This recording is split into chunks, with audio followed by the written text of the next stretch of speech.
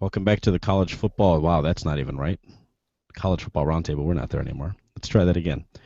Welcome back to Campus Press Box. This is episode number 4. I'm with my wonderful co-host in the desert, Mr. Mike Wilson. How are you, Mike? Doing good. Doing good. Yeah, How all about is you? well out there.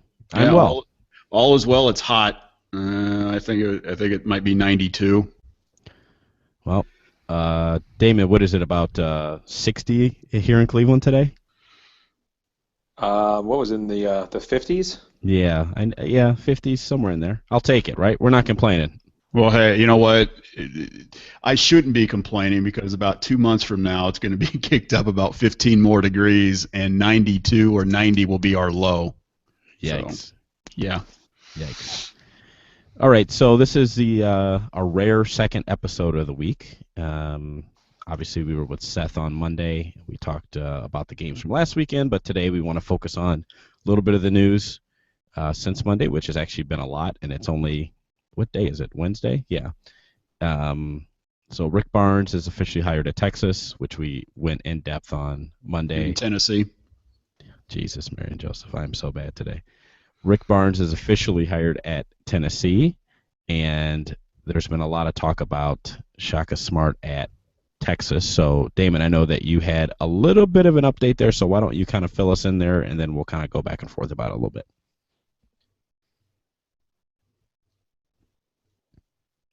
Damon. Oh, he's muted. Damon, you muted Oh, yourself. Let's see if I can. Yeah, I cannot unmute you, Damon. Oh, okay, so Damon's gone. So Mike, we're just damn. going to we'll just clock time here until All right, there he Sorry, is. guys. I think I got yeah, I got cut there off. you go. No, that's fine. I'm gonna just kind of bring it back to you again, and then I'll just kind of edit it. Yeah, for You some there? reason yeah. Now I can hear you. Okay, so I'm gonna kind of do that intro again, and then I'll just kind of clean it up later. So Okay. okay. So Damon, there's been a little bit of talk about Shaka Smart at Texas, and I know you had a little bit of an update there. So why don't you tell us what's going on? Sure. Yeah, I know as early as a couple of hours ago, the reports that Texas has actually finally been in legitimate discussions with Shaka Smart, with the offer being a 5-year deal potentially to become the head coach there. So sounds like he's their guy if he wants the position, which I think is a great hire. We'll see if he can recruit at the level that they're going to want him to in order to turn Texas into a top tier program and bring it back to some of the heights that Rick Barnes had them in the early 2000s. But we'll see if it materializes finally here either in the next day or so. But yeah, I mean, I think it's a strong hire. I think we talked about on Monday, a lot of energy, really good style of play that a fan base can get excited about. So, if they go ahead and get this one taken care of, then some of the other jobs we talked about, the rumors can start there. But really good hire if they finalize it. Do you think? Is he? Go Oh, ahead. oh, Go ahead, go Mike. ahead. Oh, I was just going to ask Damon, in your opinion, is he a good recruiter? Can he bring the guys in that he needs to turn Texas around? It's hard to say. I think that's the one X factor that we never know with the mid-major successful coach when he gets to that top tier program, because it's sort of, I don't want to say easy, but it's sort of easy for those at a place like VCU. Shaka has a little bit less pressure to compete. He knows he's not going to get who Kentucky's getting. He knows he's not going to get who most of the major programs are getting. So he can go out there and find those guys that fit perfectly into that system, and I think who have an expectation going in that that's where the type of program they belong at. Now at Texas, it's going to be, am I a blue chip star who's going to get blue chip treatment and all the playing time I want, and is Shaka going to, either succumb to that sort of pressure because he wants to get guys there, or is he going to continue on with the the way he sort of handled it and put guys in his system the way he likes to have them. So because I know there's going to be a ton of pressure there to get the Texas kids to stay. That's been one of the biggest issues they've had is the large amount of talent in the state of Texas just migrating other places. So he's going to have to be able to do that and hopefully still be able to keep his I guess mantra that he would have of the way he wants to coach and have his teams play. That's always the question because they just haven't had to do it yet. What's their backup plan if he doesn't pan out? I kept hearing that Greg Marshall was the other candidate they were high on. I'm seeing some light rumors about him now. Still, you're really heavily considering Alabama. But I got to guess that if for whatever reason Shaka Smart would say no, they'd take a shot at Greg Marshall. I've heard some other strange candidates that I wouldn't be a fan of, but very, very light rumors. Again, I've heard Avery Johnson, John Lucas even was mentioned, I think, once. So I know he's got a lot of Texas ties.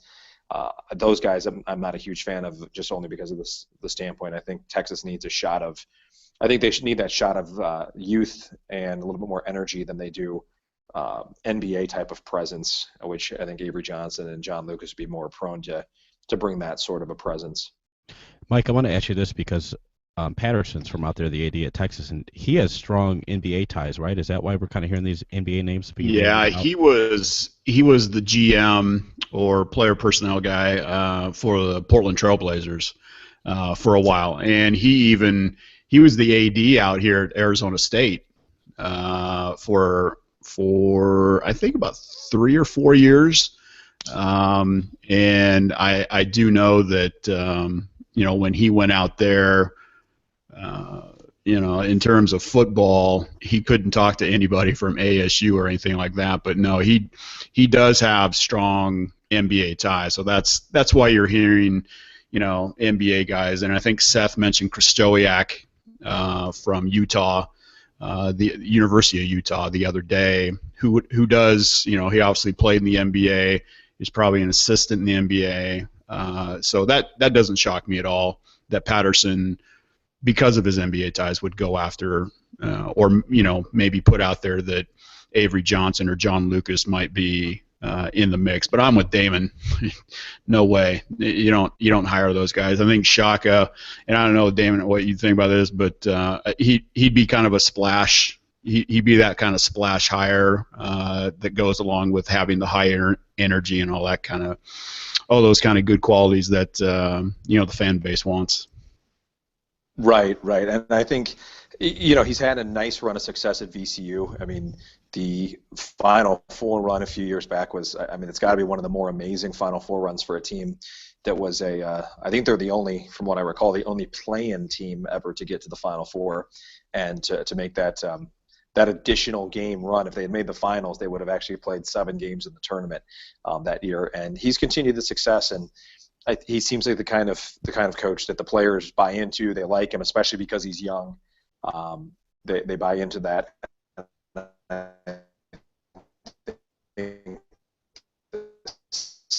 Style of play, pressing, but still a physical team that I think a Texas fan base. You got to be excited about that. I'd take him if Louisville had an opening. I'd love for Shaka Smart to be one of the candidates. So. Yeah, he'd be the right hire, I think. And you think you think it's time for him to go? I mean, not time for him to go, but do you think it's time for him to take the step to the next level? Yeah, I think he's definitely ready. I was glad he didn't take, I think it was 2 years ago, he didn't take Illinois. He was the first guy, I think, named for Illinois, and he didn't take that only because, when we mentioned before, the middling programs that aren't really, they're just not going to have sustained success. I think that's where he would have ended up. But like I said the other day, I think he also could stay successful at VCU, but how many big-name programs are you going to pass up before you potentially risk that little bit of fire under your, sort of under your name being the hot commodity before it starts to die out a little bit? Mike, how many basketball games on the men's side do you see that are 135-16? 135-16. Let's see, none. How many of those types of games do you see on the women's side? Let me think about it. None. Yeah. So when Gino Ariema from UConn comes out and says that the men's game isn't exciting enough for him, what are your thoughts there? My thoughts are simply take a look at your own game. Anytime you look at a women's game, it doesn't matter. I mean, of course, the fans at UConn are going to come out. I mean, they're going for their 10th national championship here, and maybe at Tennessee when Pat Summitt was there. But you take a look at any gym, any arena that has women's basketball, it's not even close to full. So, for him, and I understand that he was asked the question, and like you said before we went on, he just wasn't going off on a rant. He was asked the question. So, but before, don't throw stones if you're in a glass house kind of saying there. Close enough. Yeah, close enough, whatever it may be, right? If he thinks the men's game is boring, I'd like to see the ratings and everything for the women's game. That would tell me a lot. Not that I need to be told that, but So he doesn't need to make comments like that. I just think it was kind of silly and unnecessary. Damon, I know that you and I have been talking over the past day or so about the men's shot clock, which is currently at 35, and the women's is at 30, and the NBA is at 24, and this is kind of tied in probably a little bit to that conversation. The NIT and the CIT and the CBA were all the men's postseason tournaments, if you don't know what those are. We're all tied to 30-second shot clocks for evaluative purposes.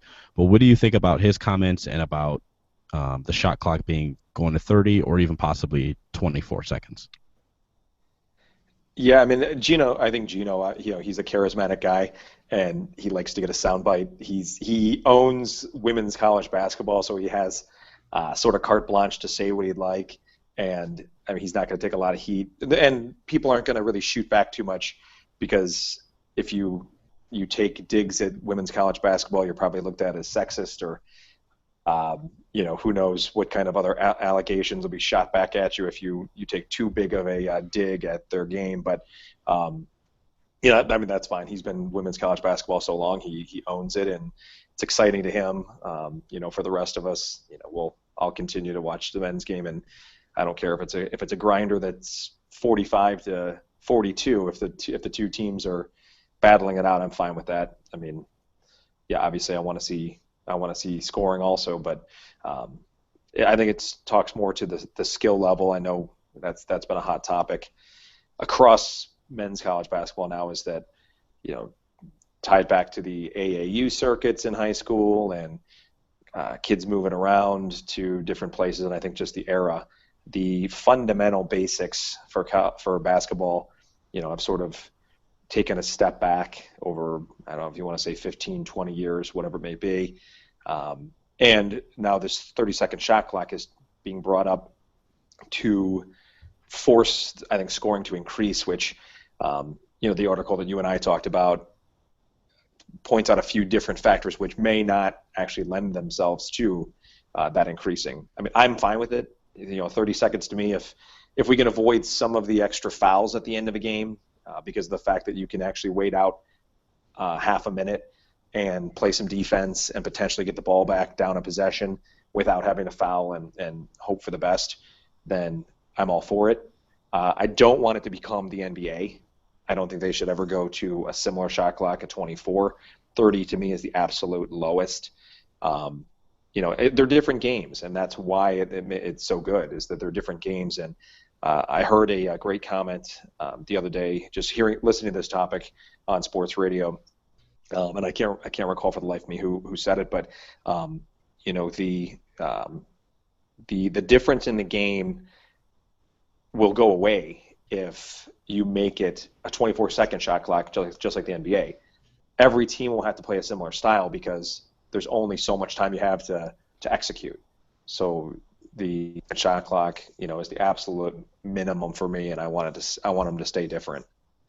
Yeah, and to quote some of that article that was from USA Today, and it might have been Nicole Auerbach, I'll link to it in the show notes here, but I believe that and I don't watch a lot of NBA, but it makes total sense that if you go to a shot clock under 30 seconds to 24 or even 26 or 28, I mean, you'd have to totally change the way that defenses will be allowed to play. You would have to go man to man because the zone defense it wouldn't work. It would give the defense too much of an advantage because of the shorter shot clock. So I think that I'm with you. I mean, I like 30, and I see enough basketball at 30-second shot clock that I think 30 is effective.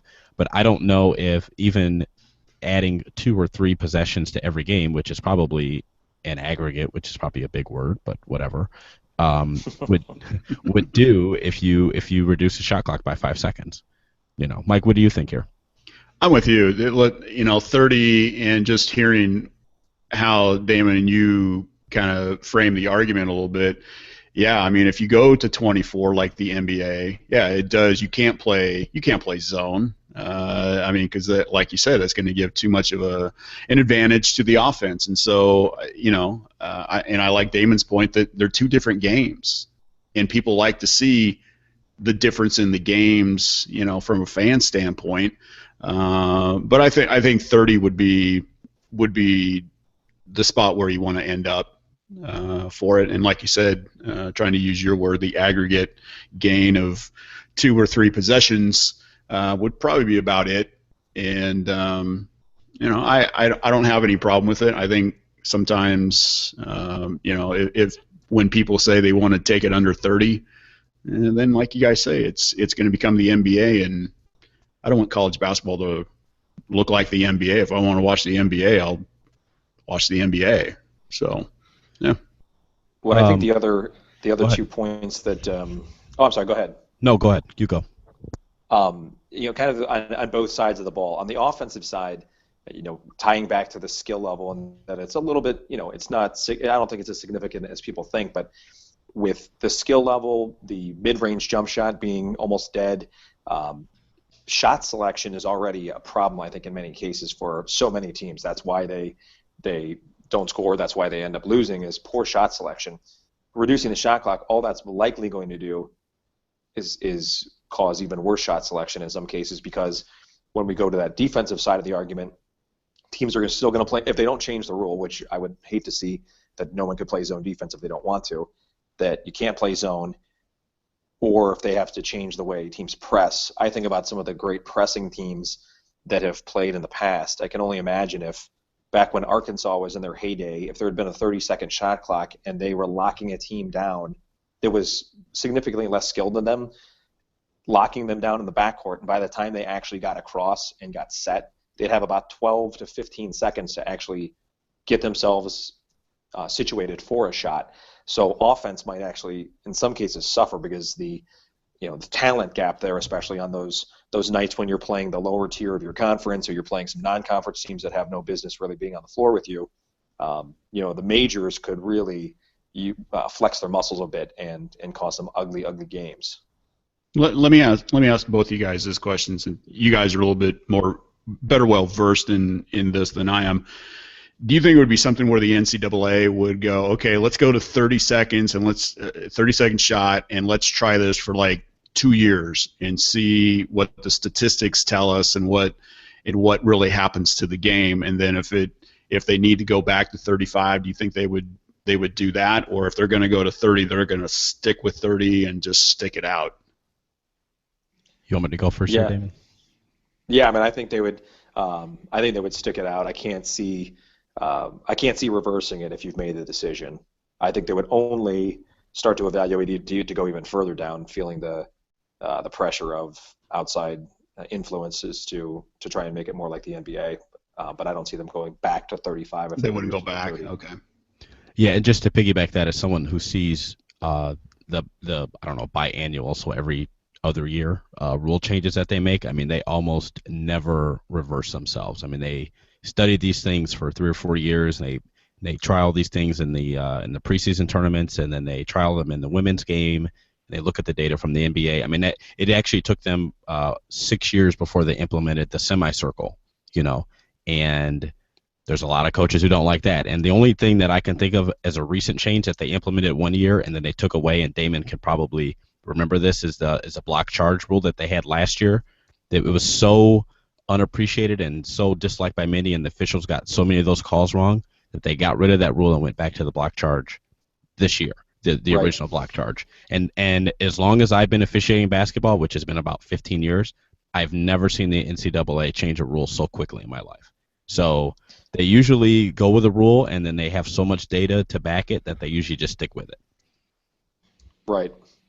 The only other rule change, and that wasn't NCAA wide. The only other one I can recall, it was a conference, and I don't know if you guys are old enough to recall it or not, but the Big East, I want to say in maybe 1989 or 90, went to the 6 foul rule for the season. Oh, yeah. No, I remember that. Yeah, and then they reversed it. Actually, I mean, that's one that I actually wouldn't mind seeing, only because of the inconsistency of refereeing. You got to have the better guys on the floor for a longer time, and every coach just defaults to taking a guy out when he gets 2 fouls. But yeah, they put that one in, and there was a lot of discussion about what they were going to look like, those Big East teams, when they got to the tournament, and suddenly a foul got taken away. I don't think it had a significant impact, but it was an interesting, at least, argument. Right. Yeah, I think that though, I think the biggest problem with this is that they don't do enough experiments with these kind of things. That they do these things in like the preseason NIT, but it's like Ohio State versus, the Little Sisters of the Poor. So it's not an equal evaluation, which is why I think that they try to do the 30-second clock in the postseason tournament, because ideally those are going to be consistently even teams. But and I haven't seen the data in this, but like the coaches said in that article, and like Damon and I said, I just don't know if it's really going to have that much of an effect. I mean, you might get 3 or 4 more possessions out of it, but are you really improving scoring by that much, or are you just giving teams more possessions? Right. Yeah. Anything else, Mike, here? Or are you good? No, I'm good. No, let's Damon? move on. Damon, you good here? I think, yeah, I'm still good. Okay. I want to talk about the 2 games on Saturday. We'll start with Michigan State and Duke from Indianapolis at 6:09, which these are the worst times ever, on TBS, which is actually surprising that both games are on TBS. But I think, is this the first year that the final is going to be on TBS also, or was it on cable last year? Do you guys remember? I don't remember. I didn't think the championship was on. I thought the championship was on CBS, like regular, Yeah, I think the championship's on CBS, but this I year think also the Final Four may have been on TBS. Okay. I guess I haven't looked it up, but I'm gonna assume it's still on CBS for the actual championship. I don't think they've relinquished that yet to anyone else's. I know they're affiliated, but yeah, and I want to say last year, for whatever reason, the Final Four was on TBS also, but I could be wrong.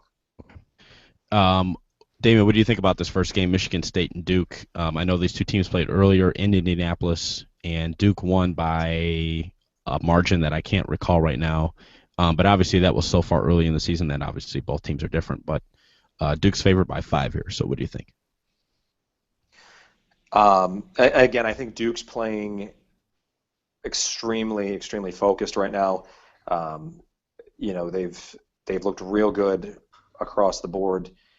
My biggest question is are they going to stay laser focused? I mean, if they're as focused as they have been so far, and because of the fact that I just think they're the more talented team, that I think that'll carry them through this one. I don't want to say easily, because Michigan State definitely has enough talent on their side, and they've got Tom Izzo, and should be a great coaching dynamic there.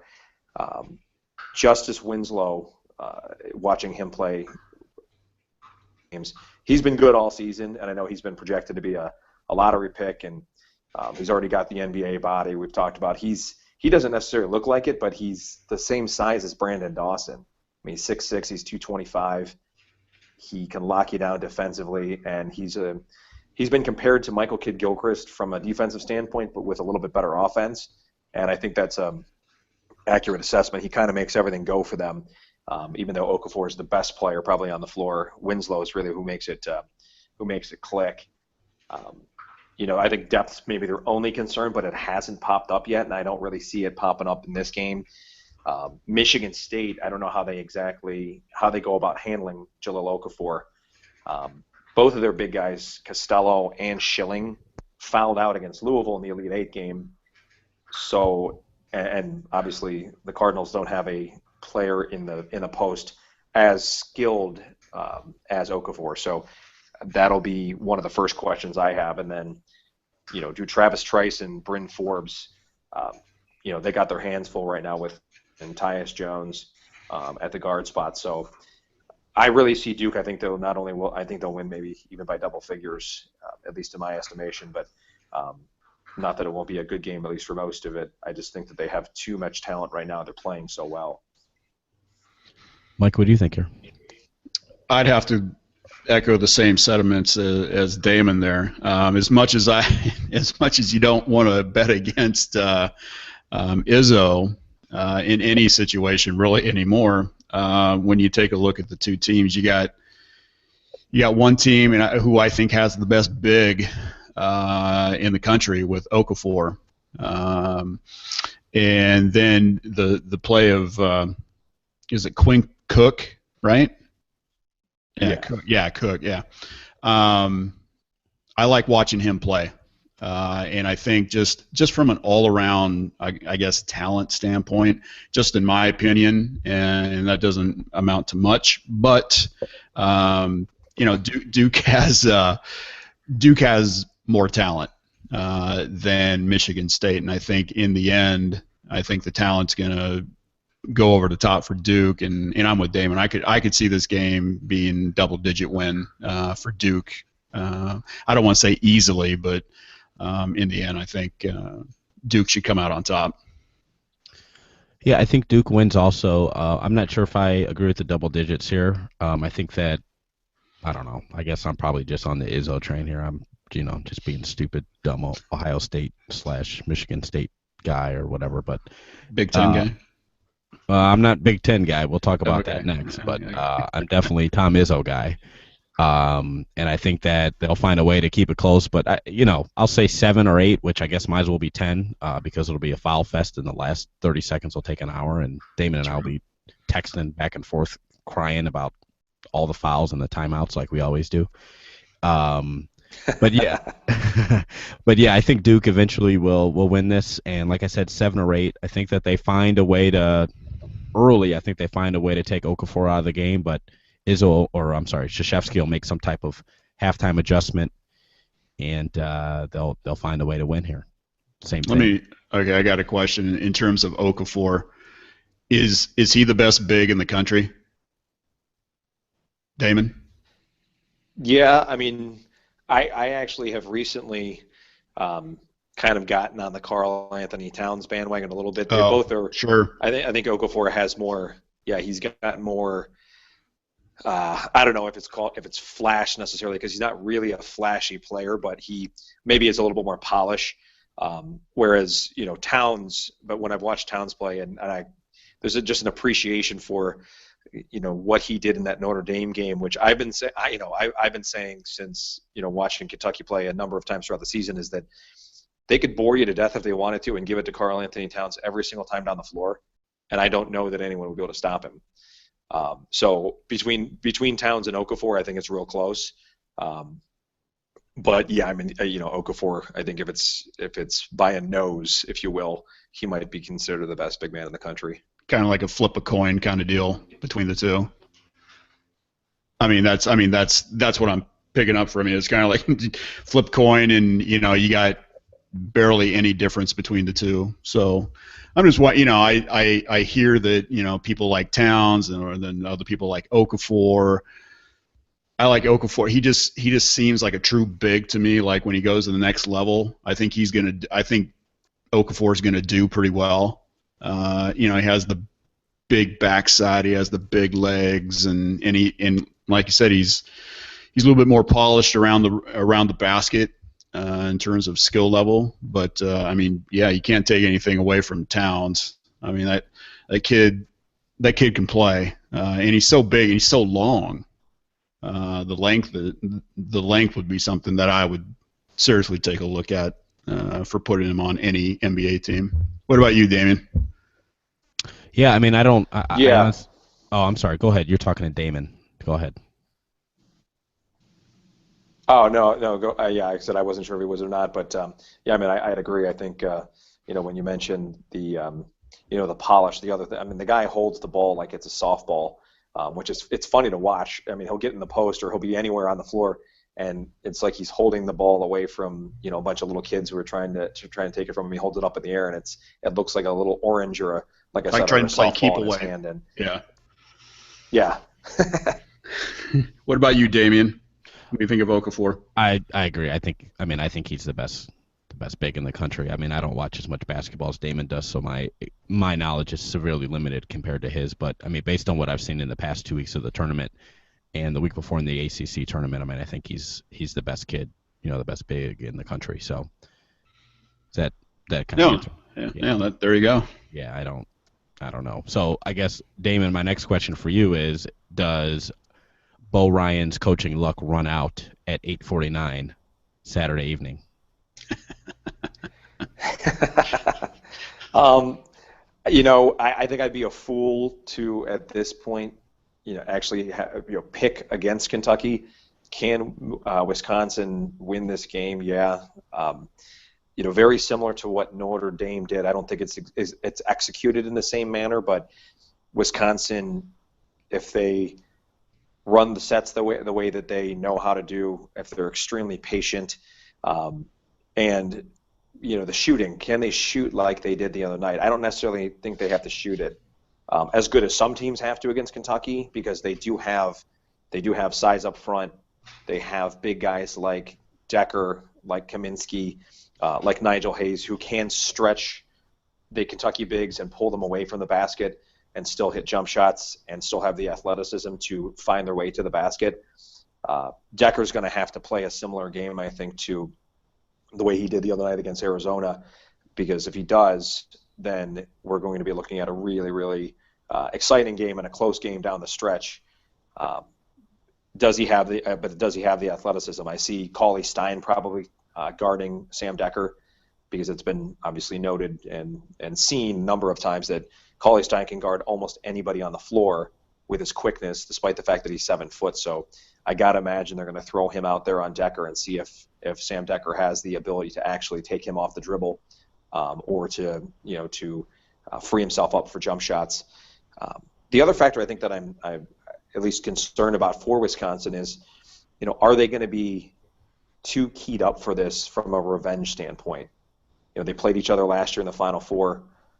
Kentucky got the best of them on one of Aaron Harrison's, 4 or 5 game-winning shots at the end of the games last year in the tournament, and that's how they got ousted, was another Harrison shot. So are they going to be too keyed up? Even though they're veterans, I mean, you can see it sometimes, that revenge factor, that excitement to get back on the floor with that team that you think that you can compete with.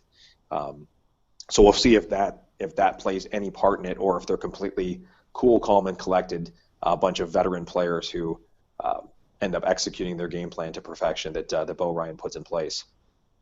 So I guess my next question for you is, and I know you talked about the Notre Dame game before, and I want to spin that back and then kind of compare that to what might happen on Saturday. Is this another case where Calipari's got to be at the top of his coaching game? Or, I mean, because I think you and I agree that he really wasn't last Saturday, but do you think he needs to be more so on his game against Bo Ryan than he did against Mike Brey?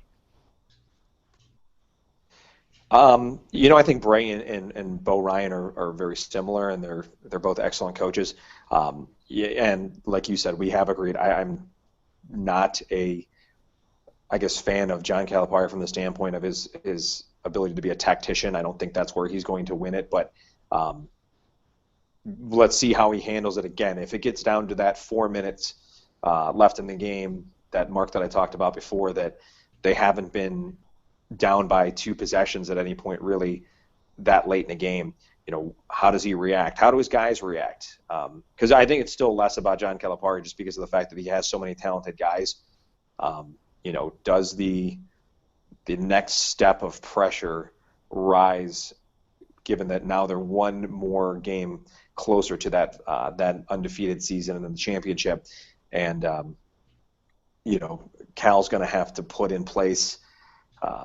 He's going to have to be on his game, but they can do so many things where they just put the ball in the hands of, again, Karl Anthony Towns or, Devin Booker or Trey Lyles, any of these guys. And if it's close at the end, Aaron Harrison, for whatever reason, I think no matter where he puts that shot up from, it's going in. So, it'll be interesting to see. I don't know that he has the ability to step up his coaching game anymore. It's really in the hands of the players. Yeah, I tend to agree with you there. I mean, I think he obviously has to manage the game from his standpoint, but like you said, I mean, at this point, his players that have all the talent have to be able to step up and improve and carry them through those last 4 minutes here. Mike, what do you think? I think this game's going to be close. I just see, like Damon said, I mean, Wisconsin has some size. They have some athleticism, and they don't have it in spades like Kentucky does, but I think they have enough to hang right with the Wildcats. And once again, like Damon said, I mean, at that 4-minute mark of the second half, we'll see, if it's tied or either way, 2, 3, 4 points, something like that. Does the pressure catch up with Kentucky, or does the pressure catch up with Wisconsin? But I think in the end, Kentucky wins. I think it's maybe just like the Notre Dame game, like 2, 3, 4 points somewhere in there. But I see this as it could be maybe the pseudo national championship before the actual game. Yeah, so. I think a lot of times that, and I see this a lot in tournaments and stuff. I think sometimes the semifinals are better than the actual championship game. Now, if Kentucky wins and Duke wins, I don't necessarily think that'll play out this year. But I think in a lot of cases, I think the semis are often better than the final. Off topic here, but related. Mike, I know Arizona's getting the Final Four next year, correct? As far as I know, yes. Correct. Yes, so is going to a Final Four on your bucket list? A Final Four is on my bucket list. Now, I've been to an Elite Eight when they had that, and Damon, I watched your Louisville Cardinal beat Florida that year that they. I don't know if they won it that year, but I've been to an Elite Eight, and boy, that would be certainly on a bucket list. Yeah. Final Four. Damon, what about you? Yeah, that was a great game. Yes, it was. Well, we were sitting. My daughter and I were sitting third row, right behind the Florida bench, and who was your point guard at that time? It was like a junior, senior point guard from Seattle. I'm sorry. Who was the point guard? Yeah, who was the point guard? Oh my God. Still Peyton Siva at the time.